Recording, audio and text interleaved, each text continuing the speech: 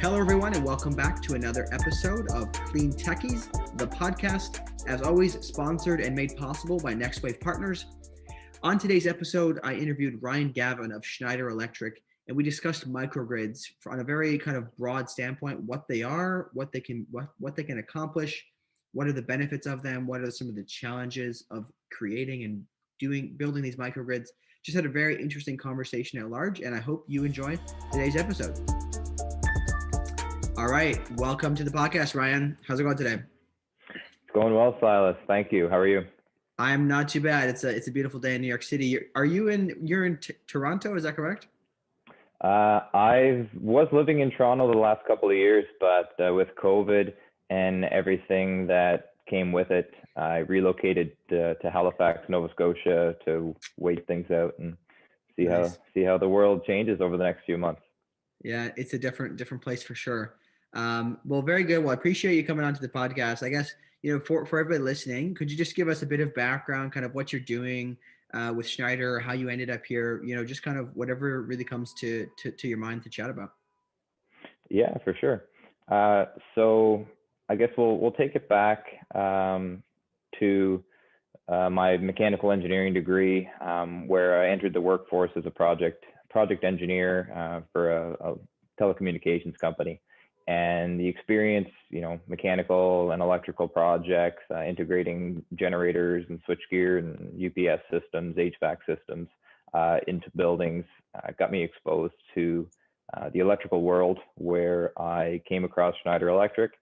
Joined Schneider about 5 years ago on a whim, honestly. Once I got to know a bit more about Schneider and what a great company it was and the culture there, I've transitioned my kind of career to, what can I do for Schneider Electric? And I'm not sure if you saw in the news last month, but Schneider Electric was named the #1 most sustainable company in the world, according to Corporate Knights. So it's just another feather in the cap and another reason why I love working for Schneider. So very good. And so what exactly are you doing now with Schneider? I'm leading microgrid sales and business development for Schneider Electric Canada. Got it. Okay, that makes sense. Yeah. So I guess, there's obviously, I've heard this term myself thrown around a lot, microgrids, and I think it would be really helpful if you could give kind of an overview as to what is really, when people talk about a microgrid, kind of what exactly does that mean? What applications can it be used for, and how can it really help reverse and reduce climate change? So the term microgrid is definitely thrown around a lot, and it can mean a lot of different things in a lot of different settings. But at its core, a microgrid is a group of interconnected distributed energy resources that can act on their own or in parallel with the utility. So the idea is the distributed energy resources, which can be sources of generation, loads, or energy storage. If the site is not connected to the national grid, those distributed energy resources can stabilize themselves and operate as a single entity. In places where those microgrids are connected to the grid, they have a power management system that can reconnect to the grid as needed. So it provides resiliency. And from a sustainability perspective, like you mentioned, those distributed energy resources can be PV solar, wind turbines, or any number of renewable energy technologies. And of course, battery storage or other forms of energy storage systems. Yeah. So on what scale, when they talk about microgrids, like what is it? Is it generally, is it like for a city block? Is it an entire city, a complex, a major company out that has a complex of their own, like Apple, for example? Like what is the scale that we're talking about? A microgrid really ranges from a residential home to a commercial industrial building, to a large factory, to a university campus, to a community, to a small island, to a remote mining operation, for example. On a very small scale, at your house, let's say, you could have a a small rooftop solar system, a small battery in your garage, maybe a small natural gas generator, and your house is likely connected to the grid. So in the event that the grid is lost, your battery or generator becomes the anchor resource for your microgrid, and along with the solar, it's able to operate and provide that resiliency whenever you lose your utility.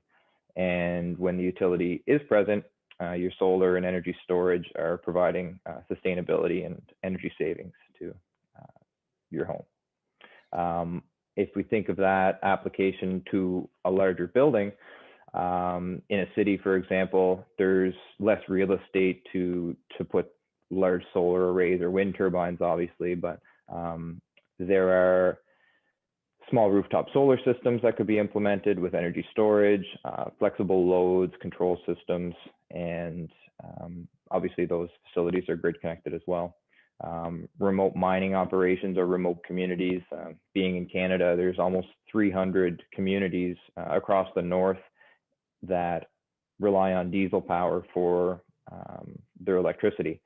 So there's no utility grid up there, and they have anywhere from 2 to 5 to 8 diesel gensets depending on the operation. It could be any number depending on the size. And those gensets may be the only form of power generation, but working with the control system at site, that would be considered a microgrid. So a microgrid really can be any shape and size, ranging from residential home to a large industrial facility.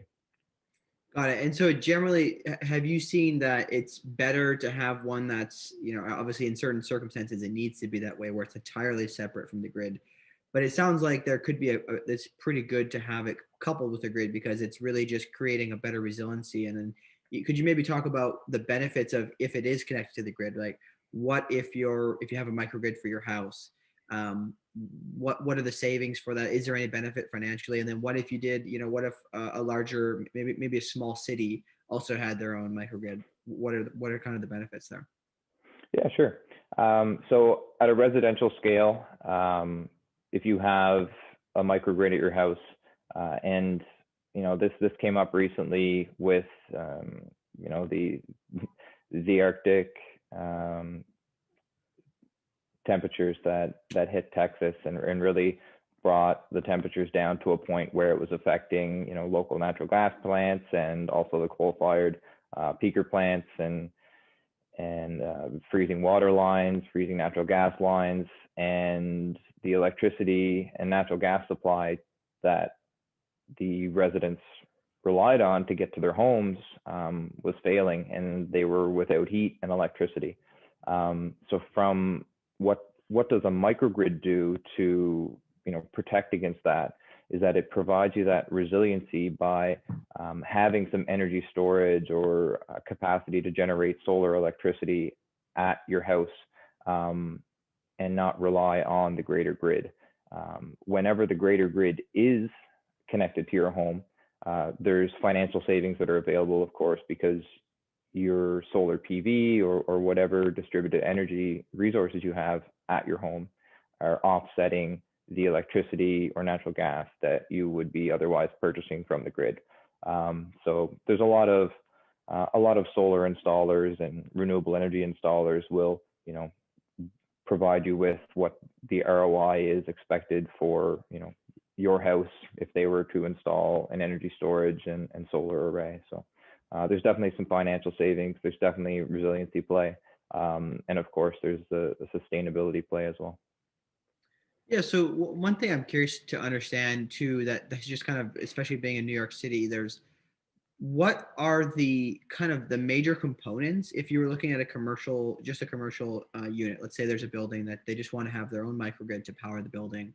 What would the main components be to make that building entirely sustainable on its own from the grid, as well as maybe some of the other things that you guys do with kind of making these buildings, even if they're not their own microgrid, making them more sustainable in general? Because I know that there's obviously a pretty large portion of the population in the world lives in urban areas. So I'm curious to know what are the components there? Yeah, for sure. So I like to revert to something I saw from Rocky Mountain Institute recently, and it's the concept of grid integrated buildings, or grid interactive buildings. And the idea there is that a building needs to be firstly energy efficient, because that's the number one way to be more sustainable is just to use your energy more efficiently and reduce your consumption of energy. Secondly is distributed energy generation. So from a resiliency perspective, not relying on external sources of energy. And then energy storage, which can provide you savings and resiliency by offsetting peak demands at your facility. And smart controls. So smart controls could be intelligent load shedding systems, connecting your energy management system with your building automation system, and being able to do load shifting to flatten out your load profile of your building. So it's all about shifting loads within your building to times that aren't peak events on the greater grid, having energy storage and distributed energy generation to reduce the demand or need for external energy sources, and being more energy efficient. So the individual components at a building level, it can be from a power source perspective. We see combined heat and power systems. We see energy storage systems, lithium-ion batteries, for example, rooftop solar. From a intelligent load perspective or managed load perspective, which is an integral part of microgrid as well, is being able to control your loads to do that load shifting. So perhaps it's EV chargers, perhaps it's your building automation system, perhaps it's having the ability to shed non-essential loads during times of coincident peaks on your grid. There's huge trends in electrification of transportation. We see that many cities around the world have green building standards where any new construction building needs to be provisioning for 100% electric vehicle charging stations in the building. Maybe not having the chargers there today, but provisioning for it because we see it coming. And whenever buildings have to manage that additional load, there needs to be that intelligent control system. There's going to be a need for energy storage to be able to supply that load to the electric vehicles when needed, and likely a need for distributed energy generation on site as well.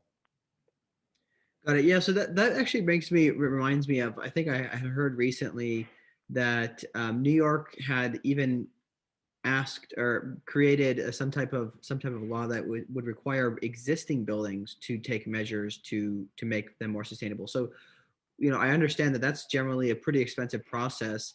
What are you guys doing? What are some of the things that company owners can do to try to renovate their existing things? Like, what are the components that they will do to retrofit them, right? Because obviously building new is very different. You can be more focused on what you need, all of the smart technology, the Internet of Things to manage it. But what do they do when they have to renovate? Yeah, for sure.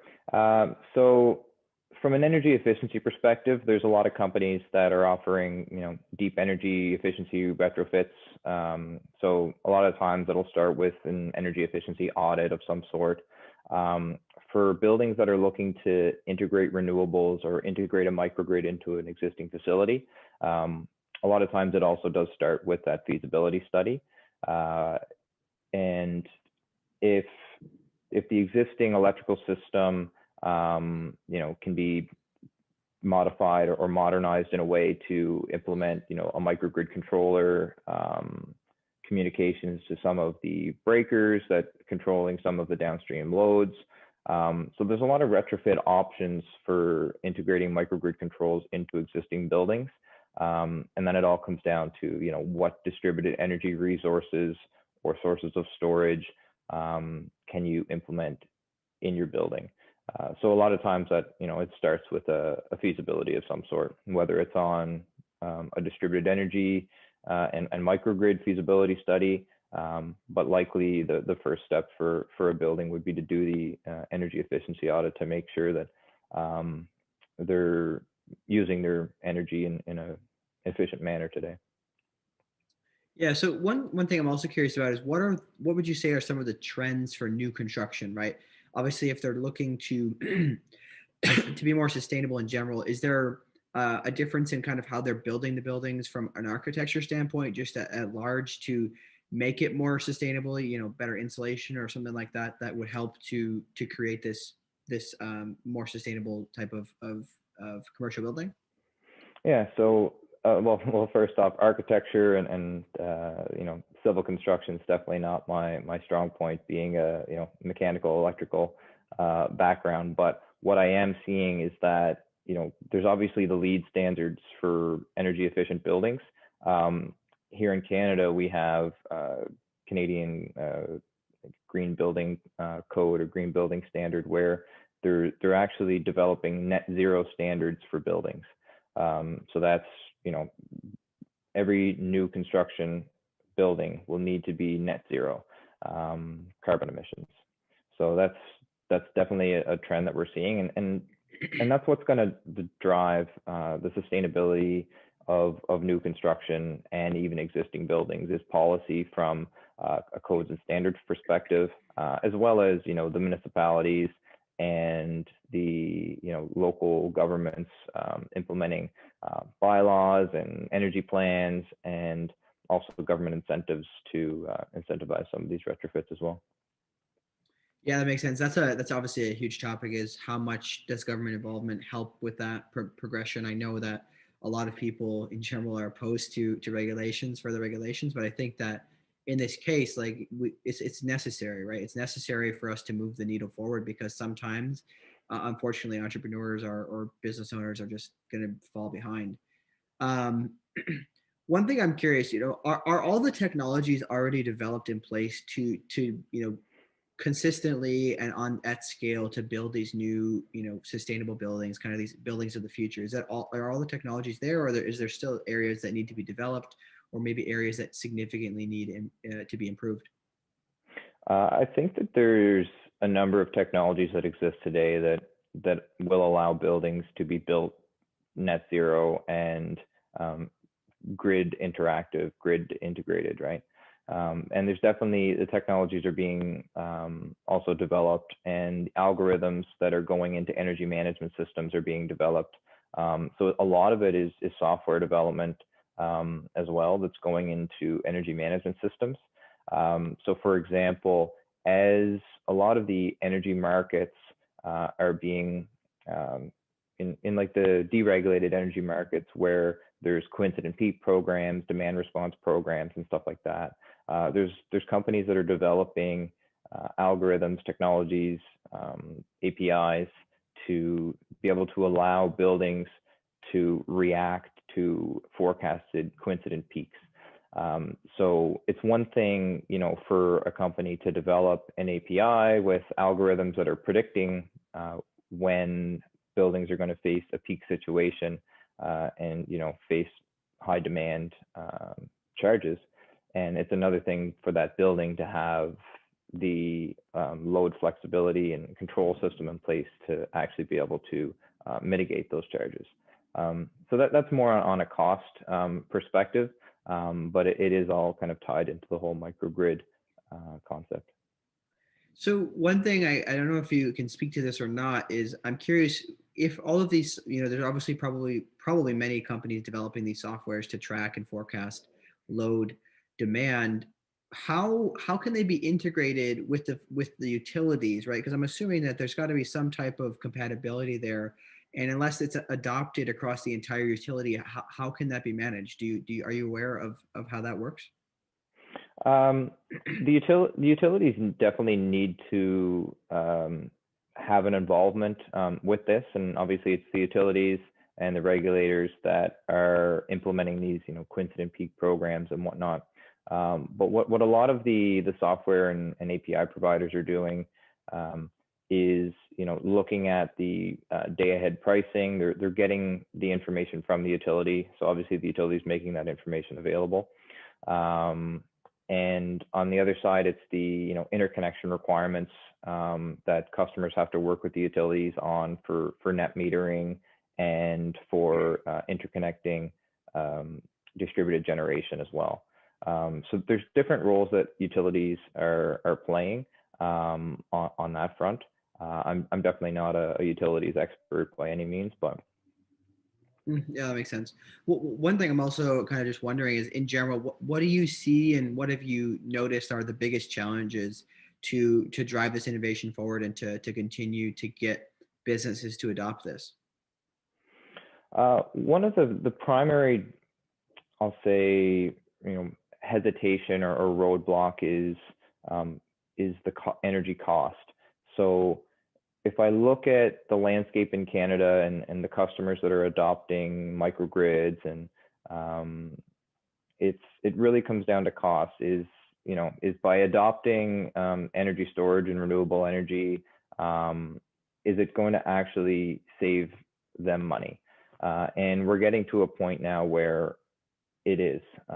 So with things like carbon taxes, well, I can speak to Canada as I'm more familiar with it, but some of the trends that we're seeing. So the carbon taxes in Canada are raising from, I believe, $30 to $170 a ton over the next 10 years. So things like that are going to be coming into effect, where the ROI for distributed generation and microgrids is going to be able to pay off much more quickly. And as well in, let's say, Alberta and Ontario, where they have coincident peak programs and customers can participate in real-time energy markets.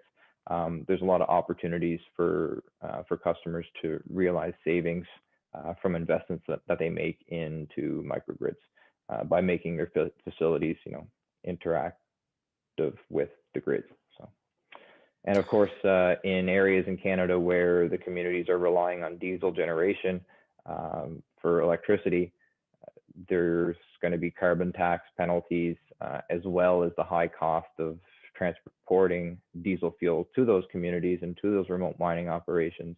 A lot of the times now we're seeing that renewable energy and storage, combined with the fact that diesel is really expensive to transport and limited because of the ice roads and the ice in ports in the north as well, that the economics are definitely starting to work out a lot more favorable for end users.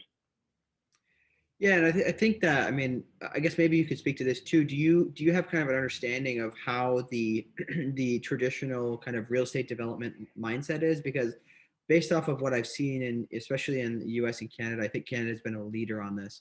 It seems like the social kind of construct of what people are expecting of companies and corporations is changing, and I can assume that a building developer, a real estate developer that can say that their building is completely renewables, totally smart, interacting with the grid, etc., could attract more customers probably in the future, right? Because the next wave of business owners, these people, we all care about this. We all care about climate change. So, what are your thoughts on that in general, and like what you've seen as a landscape? Yeah, definitely. So yeah, historically, I think developers are looking for ways to develop a building at the most cost-efficient way that they can, because consumers want to pay the lowest price that they can. But as you said, as the consumer, as the renters, as the occupants of these buildings are changing and being more conscious of the sustainability requirements that buildings need to meet to, get to net zero, I think that, it's not even that they're willing to necessarily pay a premium. It's just that they're expecting it of the buildings that they're moving into. And you're seeing that across all industries as well, even in the mining industry, where it's being driven through the supply chain, right? Where manufacturers of technology products or batteries or cars are expecting their suppliers and the mining companies that are providing them with raw materials to be, extracting those materials and providing those materials in a sustainable manner. So, that really comes down to companies being more focused on their scope 1, 2, and 3 emissions. So. Mm. Yeah, what are some examples in that you can point to that people could maybe, if they're interested to know how it's going. Some examples of successful microgrids that are being developed or that have already been operating. Is there anything that you can point to? Um, I, I love Microgrid Knowledge. It's a website and newsletter that I subscribe to stay up to date with any new microgrid news and customer success stories that are happening across North America and the world, really. Got it. Got it. Are there any specific projects that you are aware of that you think are particularly a good example of a successfully developed microgrid that's, maybe powering an entire town? I know that we've done a couple of cool projects down in Montgomery County in Maryland. Those are showcased on YouTube and online, where we actually went in with some other technology partners and finance partners, and offered the county what we call energy as a service. So the county paid no money up front, but they get to realize all the benefits of the microgrid and the distributed energy assets at a couple of their key facilities. I believe it was a public safety headquarters and another facility in the county there as well. So that was a pretty cool one, where it was, it's not only is it a microgrid, it was a microgrid that was deployed through what we call energy as a service. Got it. That sounds pretty cool. I guess maybe kind of just to wrap things up here, what could you maybe speak to the, I know we mentioned it prior to the podcast, kind of speak to the, how important is this in the grand scheme of trying to reverse climate change, right? What is being caused by the current situation, and how much can this be affected in a positive manner through these developments?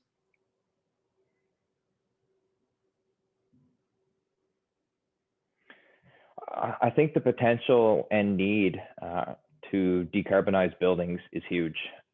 Between 30 and 40% of carbon emissions in the United States come from the building space. So whether that's buildings using fossil fuels for heating, whether it's buildings, getting their electricity from fossil fuel fired plants, there's 40% of the CO2 emissions that are going to need to be negated in the next 29 years are coming from buildings. So some of the things that we need to do are electrify these buildings, but also decarbonize the grid.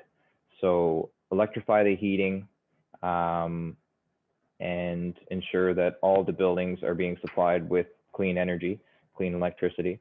And I think that's one of the real pathways to decarbonizing buildings. Yeah, 40% is a big number. That's definitely got to be one of the larger components here. So, but yeah, that's really great. I really appreciate you coming on today. Is there any other final thoughts or things that you wanted to offer as we wrap up? No, I think we've covered a lot of good points here today, Silas. I really appreciate you bringing me on here. Yeah, absolutely. Thanks so much for joining, and we'll see you next time. All right. Hey guys, thanks so much for listening to today's episode with Ryan. Hope you enjoyed the conversation as much as I did. If you had any specific takeaways, please do comment or reach out on Twitter. I'm glad to hear your feedback. Any specific topics you'd like to hear in the future, maybe specific guests you'd like to see. So please do reach out. And if you're interested to be involved further, please do join the Slack channel, even if you're just looking to learn, right? If you have something to contribute, that's great. But we want people who are interested in this space to be able to connect with each other globally to help foster this innovation.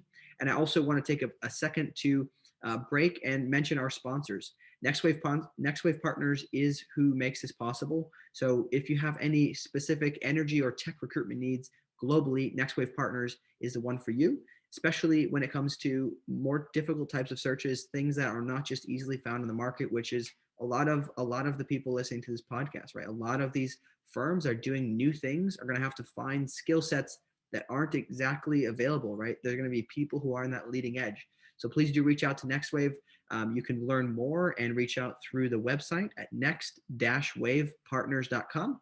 And again, thanks to Nextwave for sponsoring this episode and making it possible.